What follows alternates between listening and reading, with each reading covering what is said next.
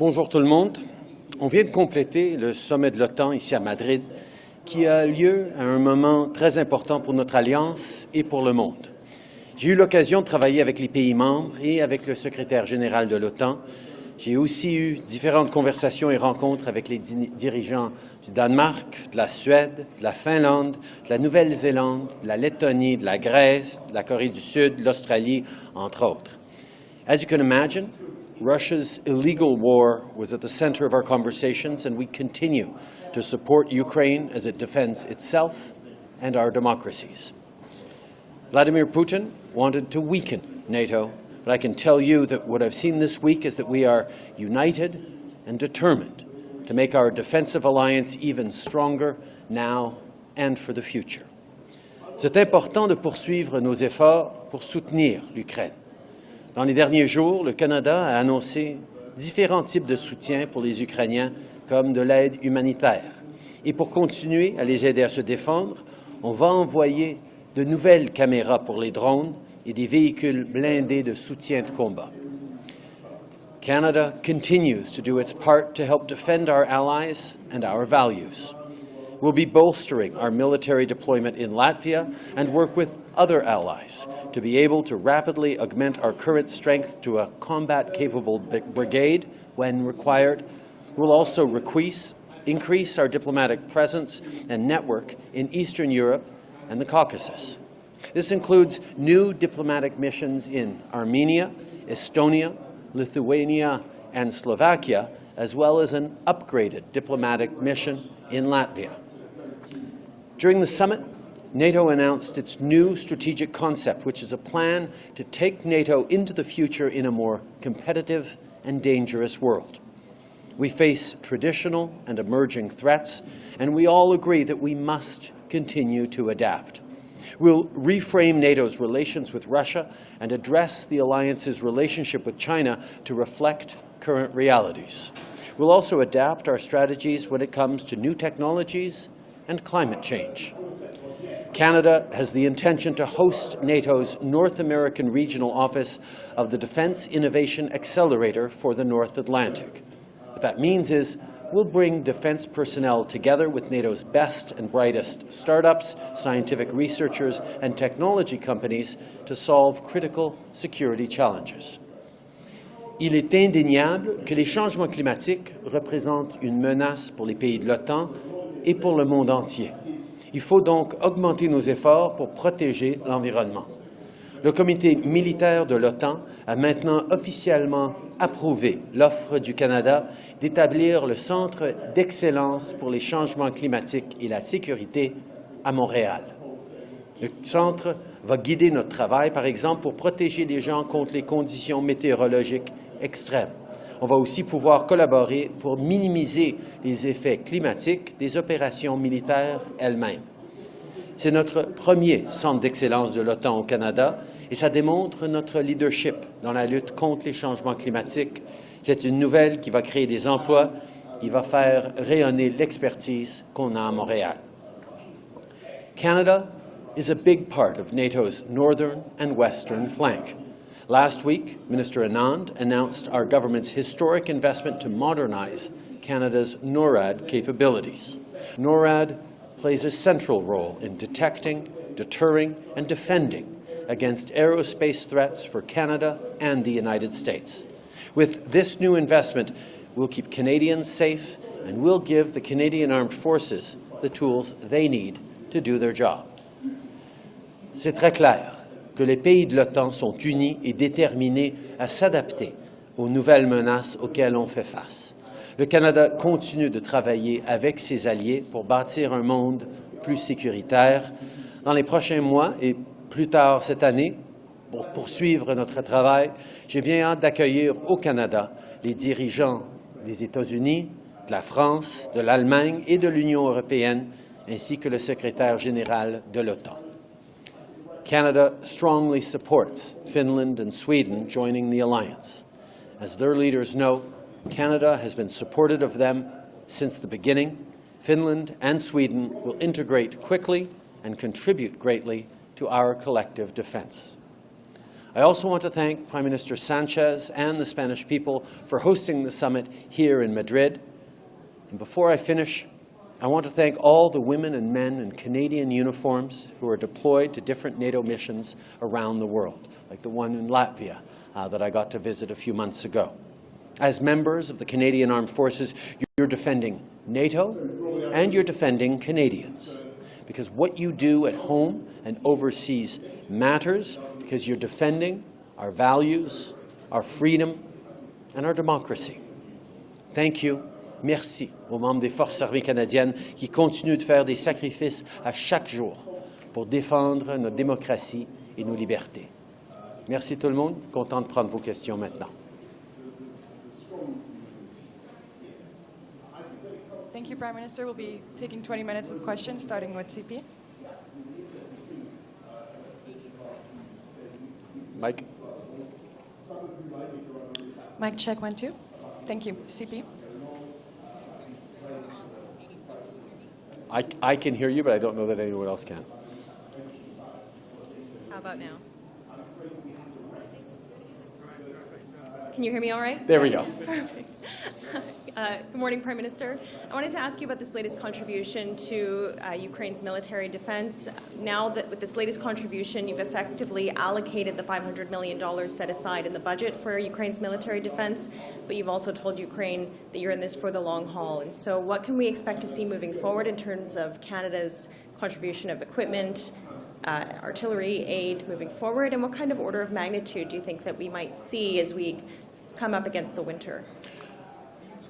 We all know that Russia's illegal, unjustifiable, and horrific invasion of Ukraine requires us all to stand together. And that was very, very clear from this meeting here in Madrid, that all of us have recommitted to being there to support Ukraine, because they are fighting not just for their own territory, but our democracies. From the beginning, Canada has stepped up with significant financial support, significant humanitarian support, and yes, significant military support, and we will continue to as necessary. We are all hopeful that the advances and the incredible bravery of the Ukrainian military will continue to push back against Russia, but we will be there as long as necessary to ensure that Russia does not win in Ukraine and that democracies and the rule of law prevail. Following up. Thanks, Prime Minister. Can you hear me all right? You guys can keep the media mics on. They're very well behaved as a media usually. Thank you, Prime Minister. I wanted to ask you to reflect a little bit on Canada Day. It's going to be the first Canada Day in person that we see on Parliament Hill, but we're also expecting to see quite a large volume of protesters on the Hill, the third time we've seen protests of this kind in downtown Ottawa.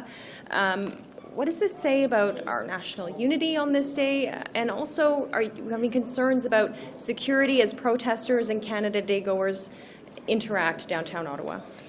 First of all, I'm really looking forward to getting back to Canada for Canada Day, as I know all of us, all of you are. We've been on the road a long time talking about really important things for Canada and the world. And it's going to be great to be able to celebrate with Canadians from coast to coast to coast. Everything that this country has gone through over the past years, but everything we continue to work hard to achieve. Building a better future for our kids, standing up for our values, celebrating everything we stand for instead of giving in to what we stand against.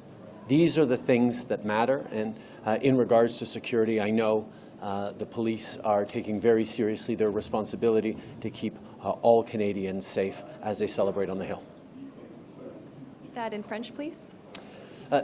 Évidemment, j'ai extrêmement hâte, après une longue semaine et demie en train de parler d'enjeux internationaux et comment ça a un impact sur le Canada et les Canadiens, de retourner au Canada pour célébrer la fête du Canada. C'est une occasion pour nous tous de réfléchir à tout ce qu'on a réussi à faire en tant que pays, à tout ce qu'on continue à faire d'un bout à l'autre du pays pour bâtir un monde meilleur, un avenir meilleur pour nous tous. C'est une journée pour célébrer tout ce qu'on a accompli, tout ce qu'on est en tant que Canadien, pas une journée pour parler de ce qu'on est contre. Et à ce niveau-là, je sais que les Canadiens vont être ambitieux et ouverts à l'avenir comme ils le sont toujours. Par rapport à la sécurité, je sais que la police prend très au sérieux leur responsabilité de garder tout le monde en sécurité et c'est ce à quoi on s'attend. Prochaine question.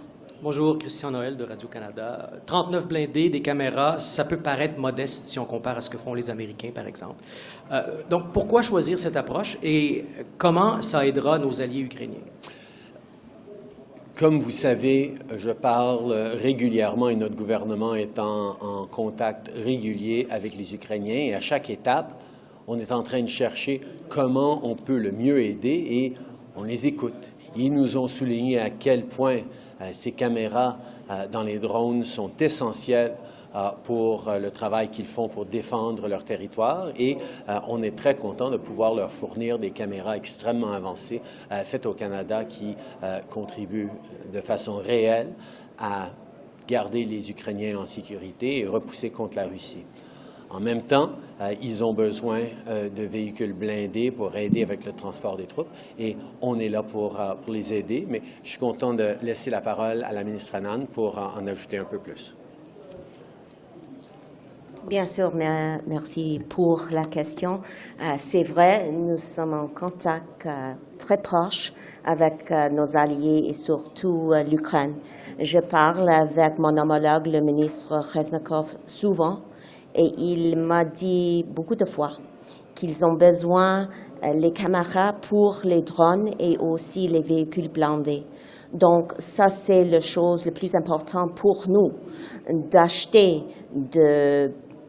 d'avoir, de s'assurer que nous allons livrer les choses les plus importantes, les plus utiles pour l'Ukraine. Donc, ça, c'est la raison pour les caméras et les véhicules blindés. Et en anglais aussi pour mes collègues anglophones. Merci. En anglais pour mes collègues anglophones. Oui.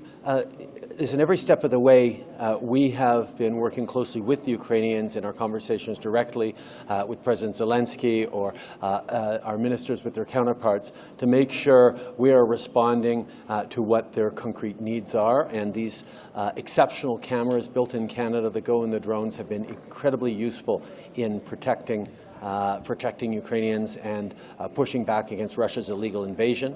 And the light armored vehicles that we will be sending over will be extremely effective as well. We're just glad to help, and we're going to continue to look and respond to things they need. We sent over heavy artillery and ammunition. We continue to deliver other things that they need. We will be there in response to how we can best help. Quand on regarde l'expansion de l'OTAN, la plus grande depuis la guerre froide en Europe, est-ce que ça ne pourrait pas être vu comme une provocation par Vladimir Poutine et est-ce que vous êtes prêt à prendre le risque? La provocation, ça a été quand Vladimir Poutine a décidé d'envahir de façon non provoquée, de façon complètement illégitime et illégale, un pays voisin. Et nous, en tant que démocratie, on a été très, très clairs. Nous devons d'être fermes dans notre défense des principes, des valeurs qui soutiennent l'ordre mondial, la croissance économique mondiale, la paix et la prospérité dans le monde, sans chercher à provoquer, mais en étant extrêmement ferme que la défense de nos principes, de notre démocratie, c'est quelque chose qu'on prend très au sérieux.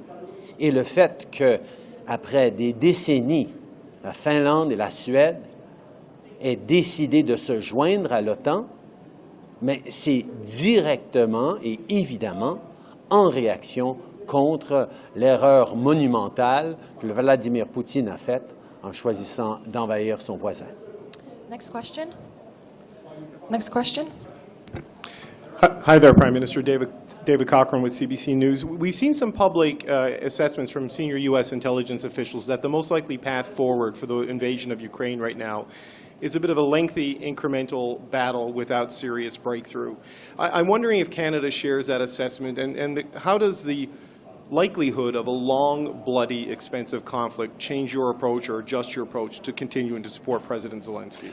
What we've seen at this NATO meeting and what we've seen in conversations with friends and allies around the world is that everyone understands how important it is that we continue to stand up not just for our friends in Ukraine and provide them with the tools and equipment they need to push back against Vladimir Putin's illegal war, but how important it is that we all stand resolved and convinced that standing up for our democracies, standing up for the UN Charter, for the rule of law, for principles of sovereignty and territorial integrity is unbelievably important.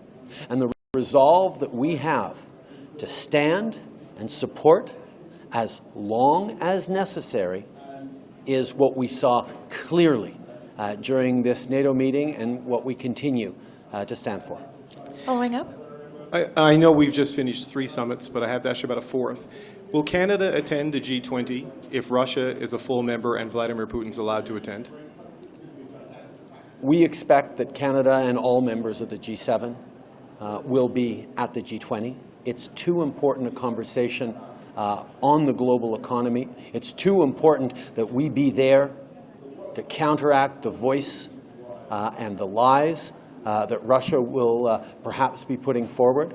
There's a number of months still to go before that, and anything can happen. It's very clear as well that business as usual will not be the order of the day at the G20, because the conversations we're having about the global economy and the crisis and the food insecurity and the fuel prices that people are dealing with at home and around the world are a direct consequence of Putin's illegitimate and unjustifiable decision to launch a war.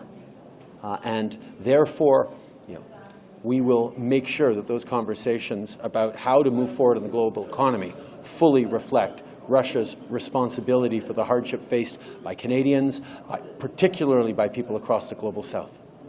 Following up. Next question. Actually, next question. Marie Brister with CBC. Prime Minister, thank you for taking our questions. You've donated an awful lot of military equipment, Canadian military equipment, to Ukraine. There are increased expectations from NATO on Canada. Can we have a firm, clear, public declaration from you that the stocks that have been taken from the Canadian military will be replenished?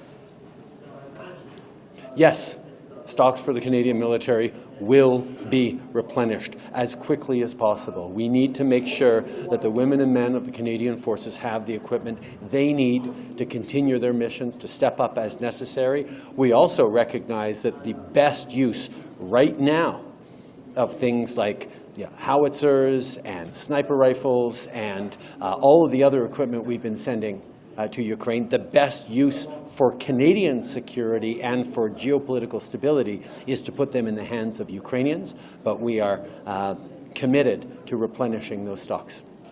Prime Minister, following up, one point of pride for your government has been the training mission, Operation Unifier, in Ukraine, which was suspended as a result of the full-on Russian invasion. The Ukrainians, I'm led to believe, have asked us to restart Unifier in a third country. The UK is announced that it's going to conduct some kind of combat training mission. Why aren't we involved? Canada, rightly, has played an important role over the past more than 5 years in training on the ground Ukrainian forces. In a way, we think we've trained around 35,000 Ukrainian forces, which is part of the reason why our training and other allied countries' training has contributed to them being as effective as they have in defending their homeland with all the strength they have.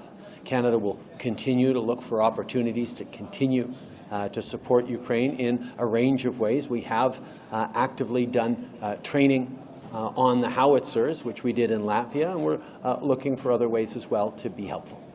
Next question. Bonjour, Marie Vastel, Le Devoir. J'aimerais continuer là-dessus.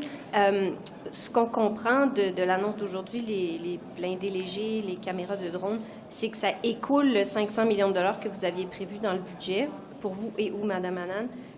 Est-ce que vous avez prévu d'autres réserves? Quelle somme est-ce qu'on peut s'attendre à voir ajoutée à ces contributions-là? On a toujours dit qu'on allait être là pour aider les gens de l'Ukraine à lutter contre cette invasion illégale de la Russie. C'est pour ça qu'on avait mis 500 millions de dollars de l'avant pour aider avec de l'équipement, par-dessus l'équipement qu'on avait déjà envoyé. Et nous allons constamment réévaluer si on en a besoin de plus, si les Ukrainiens ont besoin de plus. On va continuer de prendre les bonnes décisions. Ça répond plus ou moins à ma question. Est-ce que vous avez prévu une somme? Avez-vous un ballpark en tête de ce qui pourrait être nécessaire de plus? Puis juste pour mon suivi aussi, merci. Hier, quand Madame la ministre Anand a fait son point de presse avec le ministre letton, le ministre letton parlait d'un commandement prolongé en Lettonie de 5 ans, probablement plus. Vous, dans votre esprit, jusqu'où est-ce que vous êtes prêt à aller? Je sais que vous avez dit en anglais « as necessary », mais pouvez-vous être un petit peu plus élargi? Non, pas élargi, en tout cas. Pouvez-vous en dire un petit peu plus là-dessus, dans votre tête?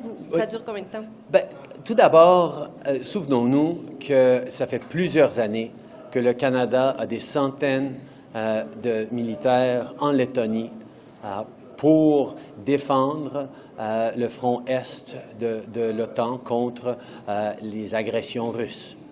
Il y a juste quelques mois, on a annoncé qu'on augmentait ces militaires canadiens jusqu'à 700 soldats à peu près pour s'assurer qu'on continue d'en faire plus. Et maintenant, avec l'annonce qu'on a signée hier, on élabore des plans avec nos partenaires pour en faire encore plus. Mais évidemment, ça prend encore des conversations, des décisions. Ce qui est important là-dedans, c'est que le Canada continue d'être là pour assurer le flanc est de l'OTAN, en même temps qu'on travaille pour défendre le front ouest et nord avec notre modernisation de NORAD.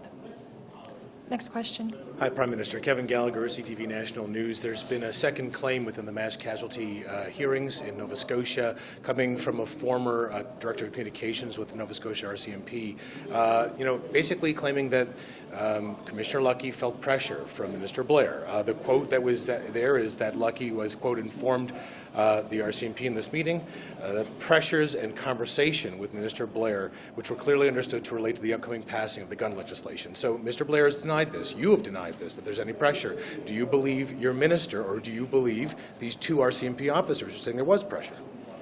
As Minister Blair has repeated many times, it is up to police to make determinations on what information to release and when. And as he has also said, that was fully respected in this case. There are now two instances where this situation is described where Commissioner Lucky comes in and berates the investigators. They are saying they're not releasing the guns at that time because it would have interfere with the criminal investigation. Now that there are two claims, is this enough perhaps to launch a performance review into Commissioner Brenda Lucky? As you know, there is an ongoing public inquiry into the circumstances surrounding the worst mass shooting in Canada's history.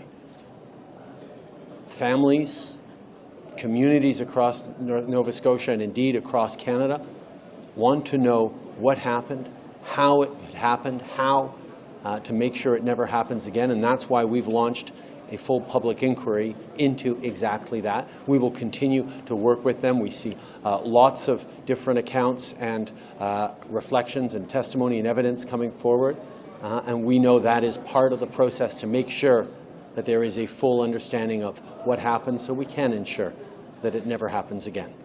Next question. David Aiken, Global News. Good afternoon. The Ottawa Citizen is reporting on a memo that Deputy Minister Matthews and General Eyre co-wrote in which they instructed their subordinates to, quote, assess what capabilities and projects can be divested, paused, or rescoped to generate capacity savings. Why are you cutting defense spending? We've demonstrated with our last budget that we are actually investing in defense. We're making sure that the women and men of our armed forces have the tools, the equipment, the support, the resources necessary to continue to stand up not just in defense of Canada, but in defense of the values that underpin democracies like ours around the world, and we will continue to. But for more specifics, I'm happy to turn to Minister Anand. Anita. Hi, David. I'll start off by saying that Canada has the 6th largest defense budget of all NATO countries. I'll follow that up by saying that Canada is increasing its defense spending by 70% over the 9-year period beginning in 2017. And then finally, we invested $8 billion in our defense spending in budget 2022. And finally, on top of that, we announced last week the modernization of NORAD and our continental defense. And the 20-year period will see new money being delivered to defense.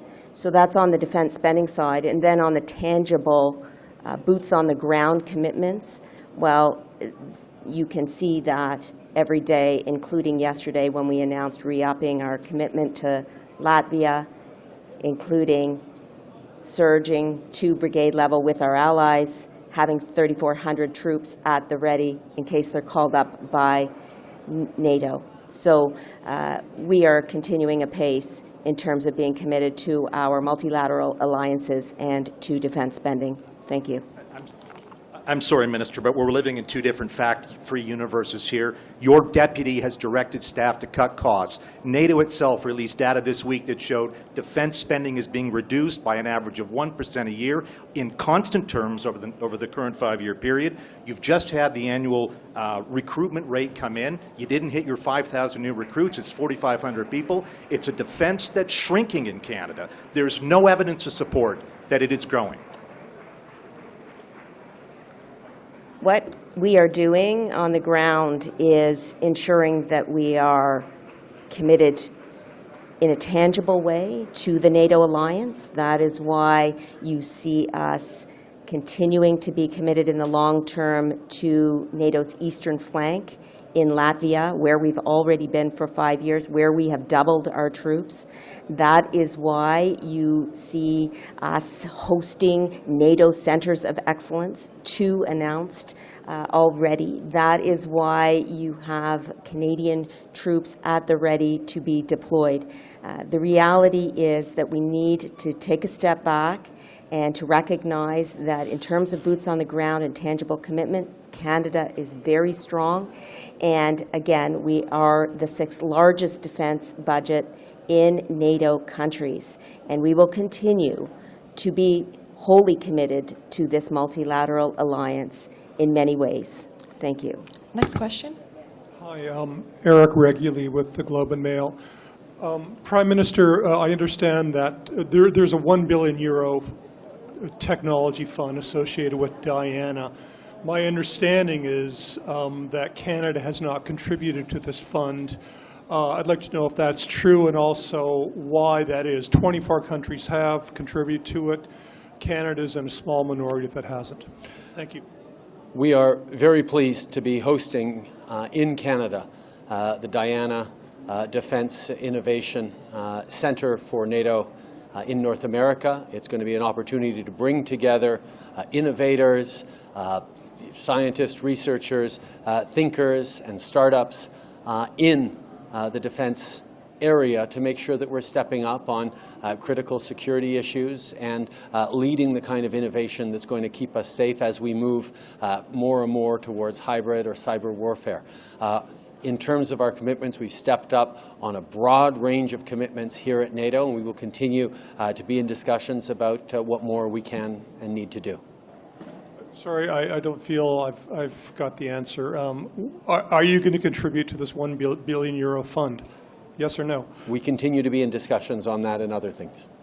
Okay. We'll take What city will this be based in Canada? That is continuing to be determined. Okay, thank you. We'll take one last question. Ilse Nagel, Latvian television. Britain has announced that they will be sending 1,000 additional soldiers to Estonia to help to establish the brigade. We know the German plans. How many additional soldiers will Canada send to Latvia in addition to those 700 that we already have in Latvia? Because all other countries have announced their plans about Estonia and Lithuania, and we would like to know how many we can expect from Canada in addition. I was very pleased to be able to meet with the Latvian President and to highlight the extraordinary good work done together, Latvians and Canadians, but also the 10 other countries that are in Latvia. It is the most multinational of all different enhanced forward presences, and it's not just